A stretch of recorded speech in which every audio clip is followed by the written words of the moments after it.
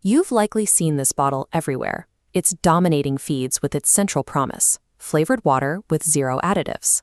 If you're trying to cut out daily sodas or sugary sports drinks, you run into a very real wall. Plain tap water often feels too boring to support a long-term healthy habit. airup claims to bridge this gap by making water taste like peach, cola, or berries, without adding a single calorie or sweetener.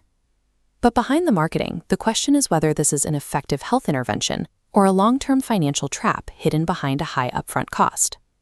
Determining the true value requires a strict mathematical calculation, weighing the behavioral health benefits against the reality of a continuous subscription fee. To understand the cost, you have to understand the biological mechanism at play: olfactory flavor perception. When you drink, a scented pod releases aromas that travel up your throat to your olfactory bulb, tricking the brain to perceive flavor. Traditional enhancers drop chemicals directly onto taste buds. airup bypasses the tongue, sending scent signals to the brain. Because this relies entirely on your sense of smell, the experience is highly subjective. The perceived flavor is often weaker than a mixed beverage, and the intensity varies depending on your own sensory profile. You are trading the intense hit of real sugar for a zero-calorie psychological illusion. The product's value depends entirely on whether your brain accepts that illusion. If the illusion works for you, the next step is managing the financial reality of the airup ecosystem. This quadrant chart plots your beverage options. Up here, daily soda provides high flavor but low health benefits.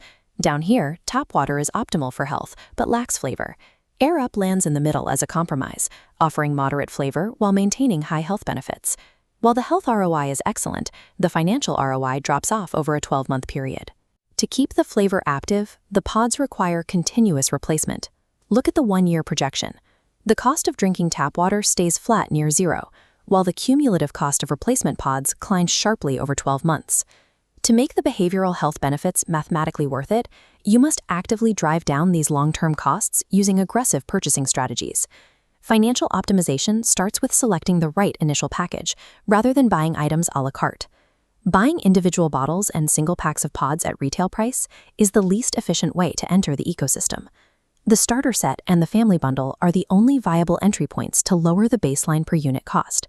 From there, opting into a pod subscription locks in a lower rate for the recurring expense of refills. Maximizing these baseline bundle values is a mandatory prerequisite before you even attempt to apply promotional discounts.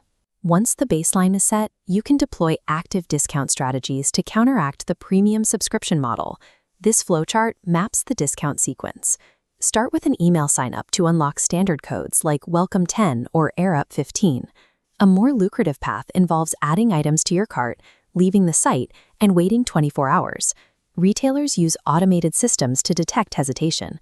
To secure the sale, they often send a personalized, high-value discount code to your inbox. You can stack third-party cashback browser extensions on top of these automated email codes for compounding savings.